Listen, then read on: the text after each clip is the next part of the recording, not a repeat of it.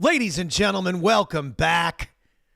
It is the Social Authority Show, Marketing Monday edition, with your boys, Pat Hilton and Zach Hoffman. It Good doesn't get morning, any bigger Pat. than this. How are you How you doing doing, today? buddy? Dude, I'm Doing doing well, awesome. doing well. I'm doing awesome. You're in Los Angeles today. I am. I'm over actually in Santa Monica traveling. He's Yeah. a working man, folks. It's almost like if you go and you meet people and you introduce yourself to people, your business can grow, Zach. That's fascinating. Tell the people about this. For sure. No, I'm out here for a few meetings. Definitely, it's a beautiful place out here in the country. Los Angeles is an awesome city, and there's so much expanse here, and there's so much to, see and do. But definitely being out here for some meetings, so gonna be cooped up a little bit, taking some important meetings, but also gonna be going to do some site visits with some clients. So I'm excited about it, and awesome part of the country, man. Well, dude, it's awesome too. And people take shots at California a lot when you're the biggest. You're always going to get hate. And California is one of the biggest economies in the entire world by itself. Yeah. And so, I mean, I used to live in San Diego. In my opinion, that Southern California area, it's the most beautiful place I've ever been to in my life. That's just my personal opinion. I have not been all over the world, folks, so don't consider me some worldly traveler. But San Diego, I don't know that anyone would argue with me, is one of, if not the most beautiful place on the planet. And Santa Monica is only like 40 minutes away. Santa Monica's gorgeous. How's the weather Yeah. there today? It's a little cool. It's a little overcast, but it's clearing up. So it's a little bit earlier over here than the rest of the country, 3 hours behind. So, Yeah, yeah. I always kind of liked that about California, the fact that I was a little bit behind in time. Because if I got up super early, I was on time with everyone else, and I was yep, way ahead of everyone in California. That always worked out really well for me. for sure. And you can finish But your day anyway, early so and start the day. what do we got on the hopper today? You had some AI stuff you were touching on. I want to talk about this AI stuff with you and the people. Yeah, so definitely more and more is coming out about AI and athletics and how superstar athletes are starting to like work AI plans into their regimens. A few other topics we got are brands and personalities. Was able to watch a few different brand movies, which were very interesting. So it's about a 45-minute to an hour show, all about the life story of actual brand itself, and talk a little bit about some of the things that we're seeing working effectively in marketing today. But yeah, you want to hop right into it? Let's do it. Let's jump into it. It's Monday. It's St. Patty's Day. It's the St. Patty's Day special. We're two older dudes that don't drink before noon anymore. I don't drink at all. I don't know if you drink. You can drink socially. Zach can handle a beer or two. Old Patty will have 20. Old St. Patty, you'll be scraping me off the parking lot with the leprechauns. Yeah, yeah. No, I don't know. I'm not doing much for St. Patty's Day, but it is St. Patrick's Day, so definitely good luck and definitely hope it's a great day for Hey, those celebrating. and you know what? You create your own luck, Zach. I would not be surprised, Correct. folks, if Zach got some kind of lucky break with some awesome people in Santa Monica because he took the action and went out there and marketed and shook hands and invested in himself, still made it to the broadcast, still did his stuff, still did his content. He's doing everything he's already doing, then adding more on top of it. This is what we talked about before the broadcast. I think people, they get to this time of the year, like the middle of March, and they want the 4th of July body, and they want the $1 million paychecks, and they want that big result. And now is the time where people have started to let go of the gas from the January 1st resolutions. And now's the time to really double down because now's the time where you can get a lot of momentum going into the summer. So I love the fact that you're out there doing this. For sure, for sure. But yeah, just hop into it. We were talking about brands and personalities, and even I think you were saying that you believe that Steve Jobs is one of the originators of like really linking a persona to a brand. Absolutely. There's not a bigger brand out there than Apple. Also, a brand that stood a lot of trials and tribulations to get to the level that they're at today. It wasn't a straight ride for Apple, No. and there's a lot of people that kick themselves. I wish they bought that stock at $1 in the early 2000s Like because all of us. Yeah, We all but watched you know, Forrest Gump and then still didn't buy the stock. What's wrong with all of us? what year was Forrest Gump? That was in the 90s, right? Um, I believe it was in the 90s. Let me confirm that with the internet. 1994. Oh, could you imagine if we all would have bought Apple stock in 96? But pre iPod, pre iPad, pre iPhone, we'd all be billionaires. And you know what? The Hey, funny thing is, Zach, I'd still be broadcasting with you live on Marketing Monday right now. for sure. Do you think Tom Hanks bought a bunch of stock as he was doing that? And I don't know. Let's look it up. Does Tom Hanks own a bunch of Apple stock? If he's smart, he does.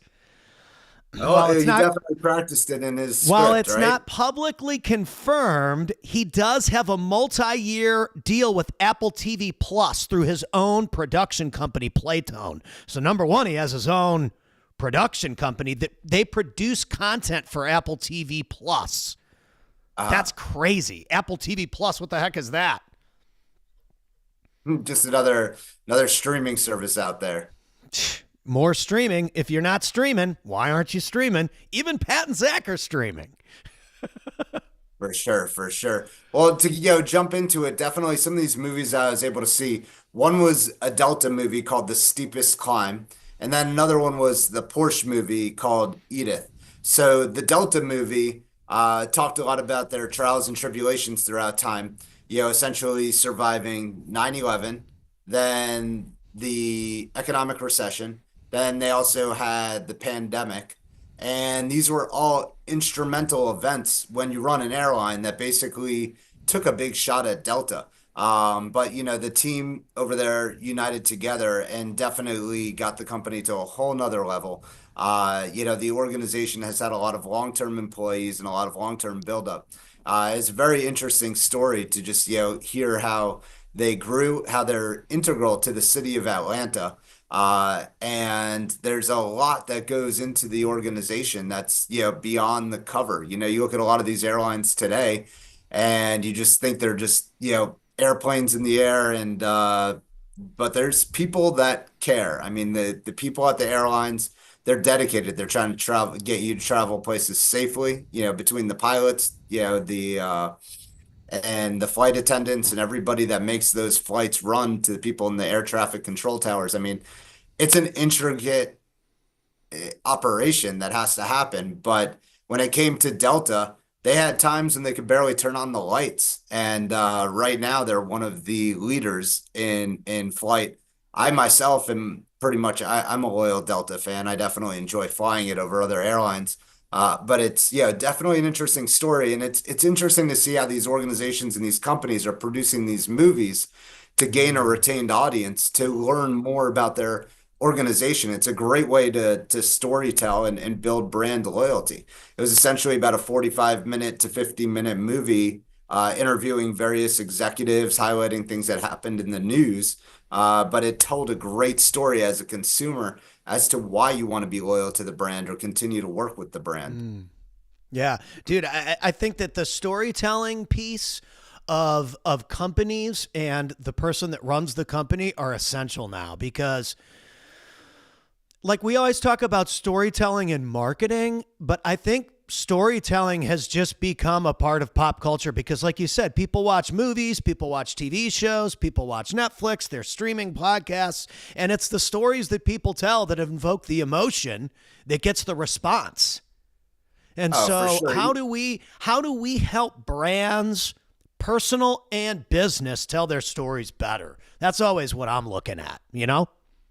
Yeah, and definitely it takes time. I mean, look, Netflix, where a lot of these organizations like produce or distribute their content, that's a story of David versus Goliath. I mean, they entered the Mm. market when rental stores were still big, Blockbuster Video was still a big thing.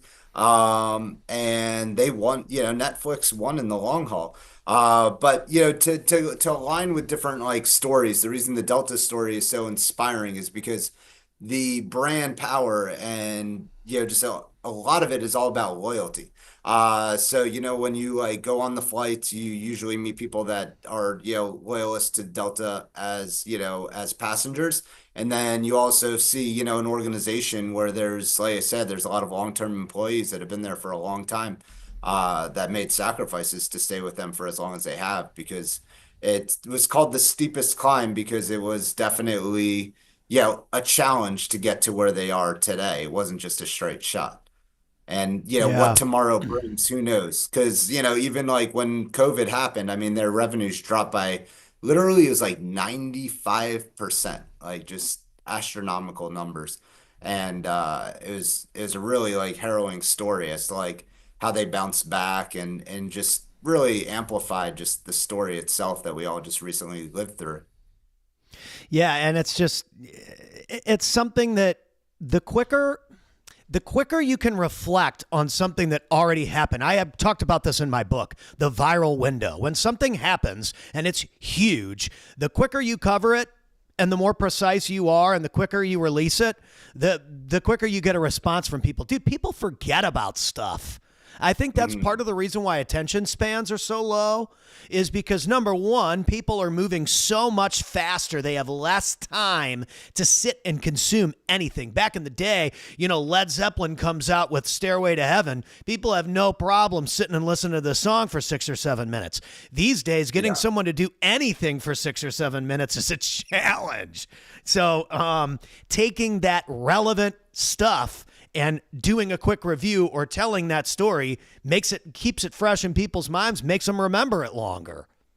Oh, for sure. And then even to take it to another iconic brand that had a movie for itself. And these movies are great because they're only like 45 to 50 minutes. So they work themselves into the climax pretty quickly. Right. And they build the story quickly because I myself have trouble, paying It's attention almost to a like a movie. TV episode. It's almost like a show episode, an extended show. Oh, it's a pure production, just for their self purposes, and it makes a lot of sense. Another one was the Porsche movie, and it's called Edith. So it's about a car that they named Edith. That was a 911 that they were pursuing a record to get to the peak of essentially the highest peak that a car has actually ever been to.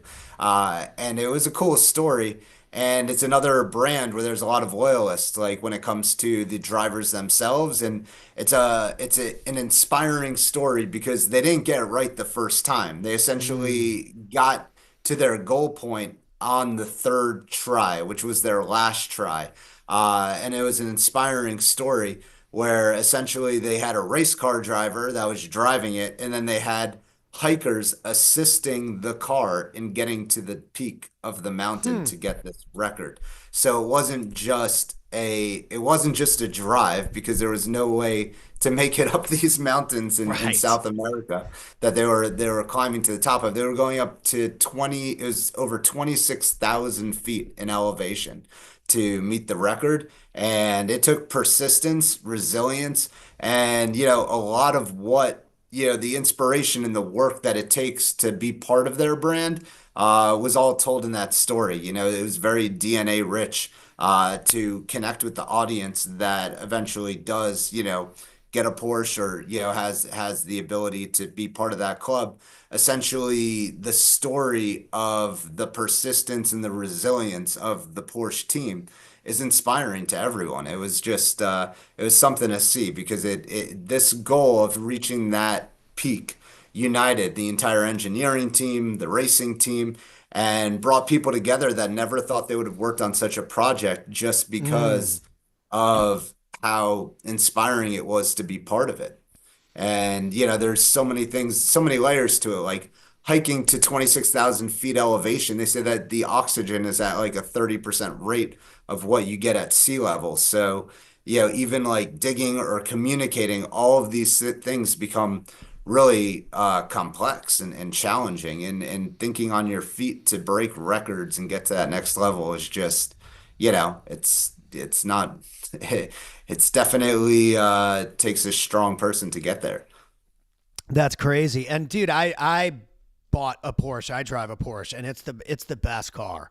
I would argue that people who drive sports cars, real sports cars, right? Because there's a difference between like Lamborghinis and Ferraris and Porsches, right? And they all are sports cars, but it's a preference thing at a certain point.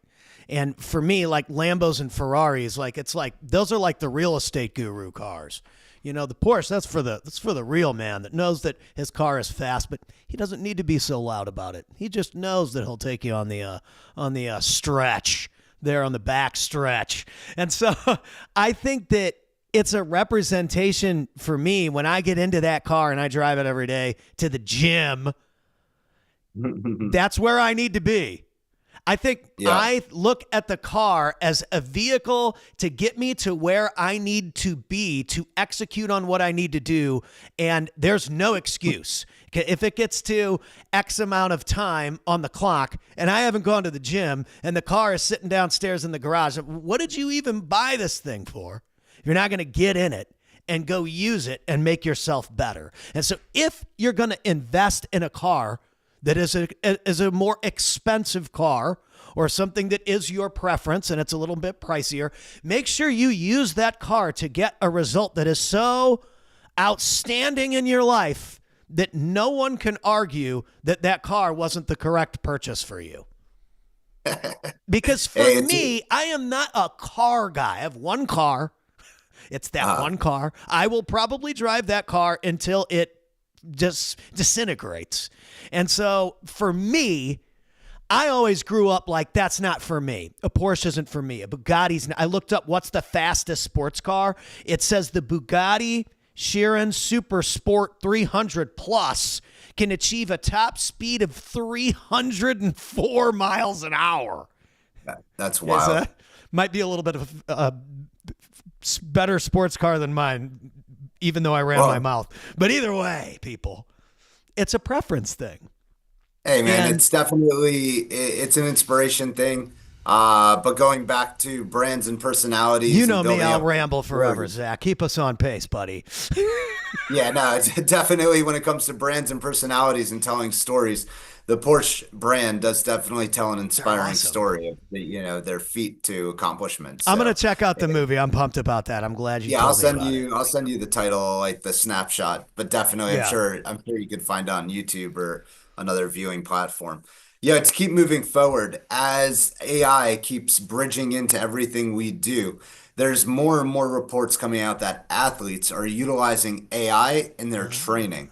And this is essentially mind-blowing because, the superior athletes, I'll admit, I believe I'm 43 these days, so I'm a little older, but these superior athletes are growing up in a connected generation, right? So you have these superior athletes that are probably stepping into their prime when they're almost 14, 15 with this augmented reality, the goggles. And essentially they can map out the games, they can simulate the games and live experience it. I'm sure they're doing it at EA Sports or, Electronic Arts. I'm sure they have, labs and like rooms where these guys are wiring up and essentially running around in a 20 by 20, 20 yard by 20 yard premise to simulate the action of actually playing the game before it even happens, which is literally mind-blowing that can happen in today's world. I know that the quarterback for the Redskins last year was the first one to report it. But since, he did that, and he's in his early 20s, numerous other athletes are coming out and wanting to jump on the bandwagon for this type of training. Dude, I was just telling my kid earlier because she likes this book and she's read it multiple times. And she was telling me she likes to read this book. And I was like, well, you learn something new every time you review. And I said that to her and I was like, man, you should try and remember that because it's totally true. You can read something 10 different times or watch a play 10 different times. You could get something different all 10 different times that you watch it. That was not possible before the data was there. So if you were playing basketball in the 1970s or 80s, you didn't have all the video footage that you have now 40 years later to review on basketball or football or soccer. And so when you're able to plug that into machine learning systems like what we're talking about, and it pumps out how to beat the Bulls defense in 1994, there could potentially have been a Utah Jazz team that could have pulled it off against the Chicago Bulls if they had all these ways to analyze how the Bulls did it. Too late now, but at the same time, this wasn't possible before. You couldn't cross-examine something before. Like, you know, before Led Zeppelin did it, nobody knew it was possible. Or before this person did it, or Elvis, or whoever the artist is, Louis Armstrong, no one had ever heard it before. So nobody could ever make anything like it or play defense against it. And you know me, I always talk about the music industry, but it's such a great example of when you see something that works and you're like, all right, I'm going to make it sound like that. When you see this beats this team, of course you're going to freaking use it. Well, It's just basic. You know, you have to consider that if one team had it, then the other team would have had it. So the Bulls might have been that much better. So that's true. Yeah, They might have killed the Utah Jazz. You're right. So, you might have killed the Utah Jazz. So yeah, I still think they might have beat the Jazz. But essentially, like if the you're Jazz not, put up like the best fight of anybody, didn't they? Yep. There's still a lot of people though that like have not utilized AI. So strongly encourage you that this is groundbreaking. This has changed the world. It's only been, man, we're only going on a couple of years at this rate. Year or of, two. Like since it really got serious about Yeah. March of last year when I started looking at it, and I was like, holy crap, this is so cool. Well, we might as well add, we'll write your scripts for you to what we provide people. Because why wouldn't we just give people what to say? Yeah, well, it definitely, it does assist in a lot of ways in scripting and, providing you guidelines or doing Still got to be research and all good. that You still stuff. got to know your stuff because the robot doesn't have the substance level. It's got the surface level, but sometimes it lacks the substance level. That comes from the human touch. And I think that's what you're getting at. Even if the Utah Jazz had Michael Jordan's whole playbook, he's still MJ. And The he's still, robot, the the next, robot can't defend him. he would have had the ability to reverse the playbook as well. So you have to Yeah. consider that. But yeah, the playing field is definitely evolving. And as you see Amazing. AI and technology continue to grasp into athletics, I think you're just going to see like a whole new formation of how it's utilized and how it allows these, athletes to get to a whole nother like super level. It's very, very interesting. And you're going to see hybrid athletes. I mean, it's just a matter of time. Well, and dude, back in the day, we used to see you start to hit your prime about 25 to 35, 25 to 32, maybe even. But like you said, now it's like we've got 17 and 18-year-old kids dunking on people and becoming $100 million deals in the NBA. This is crazy. Well, it's also awesome with the nil because you do have a lot more athletes that are staying in NCAA sports now too. So I was watching some of the basketball and it's a lot more competitive than it was a few years ago because a few years ago it was just ghost town because these guys were just leaving for the NBA like you're saying at a young age. But now they're staying behind. Some of them are making more playing sports in college. And they're milking that opportunity. They're staying there, they're spending time there, they're getting their education. It shows in the sport. It's definitely a plus for the sport to be keeping these athletes in.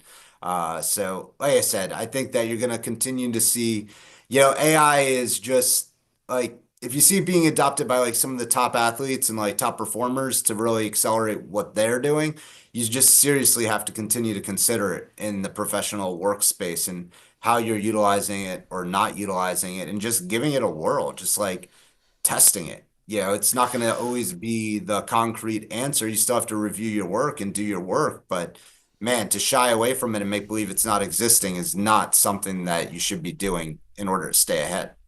Totally correct. And while we sit here and we talk about AI, I think because Grandpa was here the other day, my wife's dad, my father-in-law, and we're talking about artificial intelligence and AI and blah, blah, blah. And he's like, well, how do I use it? I think people don't even know what the programs are. So I'm like, all right, well, ChatGPT is the easiest free thing to download on your phone and use right now. And so I showed you exactly how to use it. I think that people don't understand, some people, that AI, all it is like computer programs. They're like apps. just like anything else, like a calculator app. Well, ChatGPT is like the Encyclopedia Britannica app. It'll tell you anything. So I showed him how to search on it. It works just like Google, but it's only information. It doesn't link out to anything. It's just all an informative educational platform. My kids use it, asking who the presidents were and all these kinds of things. And so the tools that you can use. Number one, ChatGPT, great search tool, great for information, great for script writing or email writing or copywriting or any of those types of things if you issue it a prompt. And so you can figure that. I'm sure you can Google out how to prompt ChatGPT. And then for presentations, you can make presentations with Gamma or a lot of other presentation things. That's all free. You can build a website. There's a Durable. I think it's called Durable. But there's a bunch of different AI website builders. Get yourself a domain, build something for free, then hire Zach to make it good. And then, because the AI, again, the AI, it can make you a presentation. It can give you scripts. It can build you a website, but then you have to go in and optimize it. Here's where people screw up, is that they think the AI is going to do the work for them or say it for them or get the deal for them. The AI can give you information, but it is your job to take that information and optimize it with your knowledge and your resources so that it is the industry leading, cutting edge version of what people need, because that's always going to be the difference maker. Anybody can get information. Information is free. It's all over the internet. But execution and accountability, that's going to cost you something, because a robot can't do the work for you. It can give you the information, but it can't do the things that it tells you to do. It's going to give you all the workout steps, all the things to say, all the things for the website that Zach needs you to build, all the things I need you to do on the video. You still got to do it. Hey, I mean, it's interesting though, and to kind of wrap this topic though, being out here in California, I drove next to a Waymo, those self-driving cars. And man, I get it. Were you driving or were you in an Uber? No, I rented a car. I enjoy Okay. the roads in Los Angeles. They're fun. Well, yeah, of It's course like they are. it's like a little bit of getting into the movies of Fast and the Furious. Even when you're going 50 or 60, 100%. you're racing out here. Bro, it's the Fast and the Furious in the slow lane, just to maintain the speed Exactly. limit. It's I mean, the you could Fast and go the Furious. you could go from 50 to dead stop, and you better be paying attention on the You roads better be out here. ready. But definitely, what's that? It could be a dead stop in one lane and 90 in the other lane. And it could be the fast lane, could be the lane that stopped, and everybody's going 90 in the middle lane. Yep, yep. So it's definitely, you got to pay attention. Definitely keeps you on your toes driving out here. But yeah, to see that bionic car essentially driving itself with a passenger in the back. I mean, we're already essentially there in a lot of ways. I mean, yeah, some of the things that you might see with robotics in the next few years, if they get released into the wild, it's gonna be interesting. And what I mean being released into the wild, I mean just like taken out of the lab and put into I don't want to say it, but they'll be put out into, Into the there's world. definitely, I think, what's that? Into the world. I think that there's going to be stuff that's available for purchase that can like clean your house and take out your trash and walk your dog and all that kind of stuff. Almost like, remember in Rocky, which one was it? It was a later one. It was Rocky 4 when Apollo Creed gets beat up by Drago and they're in the house and he's got this robot, this talking robot that like does all these things in Rocky 4. It's going to be like that. They already knew this stuff was coming a long time ago in Hollywood. Could be, 'Cause that was it's like the Jetsons, 85. man. It's here. The Um, Jetsons. Yes. Yeah, it's Yeah. like the Jetsons. So Exactly. true. So, So to true. keep moving forward, some things that we're definitely seeing working in marketing and legal marketing in general. The continued top of the funnel is search, driving intent. We see a lot of users converting new clients utilizing that. And then also when people drop off of their website, they end up on social media profiles. So hitting them with remarketing, content, and traffic, driving ads again when you hit the social networks has been critical to closing, from lead into new cases and clients. We see it applying across a lot of businesses. It's, you know, it's that double whammy, you know, essentially starting at search, carrying over to social, and then always making sure that you have an effective website. You know, I just believe that's the pure cornerstone, having a website that communicates your differentiators, your successes, and knocking it out of the park from your website all the way into, you know, your platforms, and making sure that you continue to garner more traffic, more visitors, and more users over time. Yeah, the website is essential. And I always, you know me, I always say, even if it's just a landing page, even if it's just a landing page with a domain, somebody like Zach can go in there as long as you've got that and they can make it robust. But you've got to have some kind of place to send people. I'm a social media guy. And I've always said you have got to have a .com website, pathilton.com or zachhoffman.com or you know, jimmypatterson.com, whoever you are, you need to have that domain and you've got to have that username locked down on social, because when people go to your social media page and they look to click, when they're clicking on something they want to buy or they want to contact you, that form or that page that you send them to's got to be ready. Yeah, Because that's we where have you're going to convert. exalts.com. You know, exalts.com, definitely it's EXULTS. It's a 6-letter domain name. I mean, you can't beat that. So Yeah. the more precise you get, the shorter the domain names get, yeah, the more effective they are at communicating. Look at this So beast of a site, definitely. too, from Zach here. Huh? Look at this guy. Yeah. This website Yeah. looks really, really clean. Look at this, folks. You know, you go Thank on you. and you see a professional website like this. Look at this. My site doesn't look like this. Zach's going to save me. But look at how clean this is. It's very easy to get a hold there. Got their phone number in the top right corner.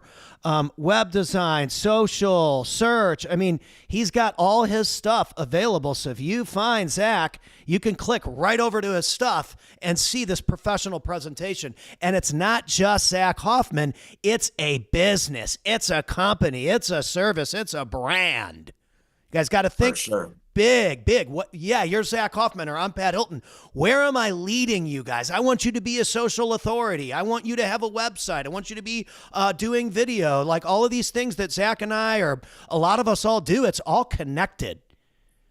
Yeah, And yeah, it's all like it's connected. a It's big all ecosystem of all of us helping each other win.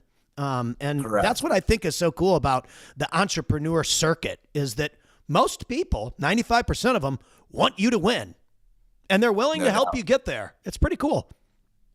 For sure, for sure. Well, definitely, you know, we covered a lot of topics today, talking about brand stories, brand building. Essentially, you know, it's AI and how it's starting to work its way into athletics and some things that we're seeing working effectively in marketing. So yeah, It's man, awesome. definitely It's awesome. Well, happy you Monday. yeah, absolutely. Have a great day out there in Santa Monica, and make sure sure. to let us know here in the states of the United States how we can get into the biggest markets and crush after you go out there and dominate. Let us know how it goes and what we Persistence can and do to testing, get man. better. Persistence and testing. Just keep it up. For sure. Persistence and testing. I like that. I mean, if you're not testing stuff every day, what are you doing? What is it? Frank Sinatra. I was reading something about everybody's publishing and how many times it took them to get the right one. And man, that guy must have done thousands of songs and had like 2 or 3 that just skyrocketed his whole career.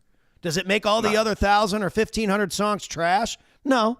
It just means No. that those ones that really captured the hearts of people, well, they would have never came out if he didn't do all 1,500 songs. You never would have heard those 2 or 3 that really hit you in your heart. And so you got to think about that when you're doing anything out there, folks, is you have to fire off so many rounds to hit the bullseye that you just got to get out there and start shooting for the target. Start going after what you want in life. So, ladies and gentlemen, It's Zach getting in Hoffman the reps, broadcasting man. live It's- with us. Put in those reps. Zach's out there putting sure. in reps in California this week, so you all have no excuses. Get out there, make some moves, make some magic, and bring your dreams to life. So, Zach, as Sure. always, my buddy, we'll see you soon. Thank you, Pat. Definitely have an awesome week. Yes, sir. Later, buddy.